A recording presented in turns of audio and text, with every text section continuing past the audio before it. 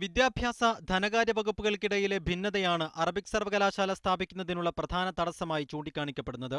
വിദ്യാഭ്യാസ വകുപ്പ് പലതവണ ഫയൽ അയച്ചിട്ടും സാമ്പത്തിക ബാധ്യത കാരണം പറഞ്ഞ് ധനകാര്യ വകുപ്പ് ഫയൽ മാറ്റിവെക്കുകയായിരുന്നുവെന്നാണ് മുസ്ലിം ലീഗിന്റെ പരാതി. എന്നാൽ ലീഗിന്റെ ആത്മാർത്ഥതയില്ലായ്മയാണ് കേരള കോൺഗ്രസ് ഇക്കാര്യത്തിൽ ചോദ്യം ചെയ്യുന്നത്.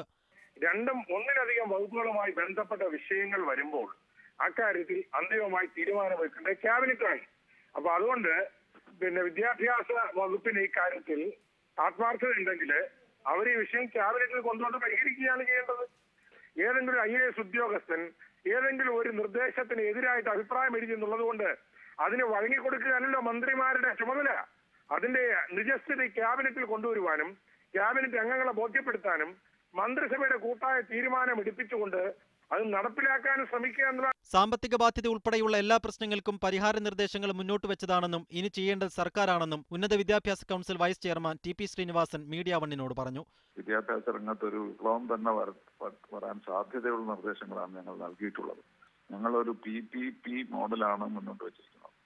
ഏകദേശം 50% ചെലവ് മാത്രമേ ഗവൺമെന്റിൽ നിന്ന് വേണ്ടി വരികയുള്ളൂ എന്നാണ് ഞങ്ങൾ സമർപ്പിച്ചിരിക്കുന്ന നിർദ്ദേശം.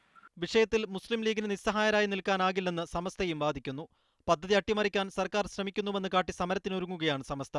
News desk media 1.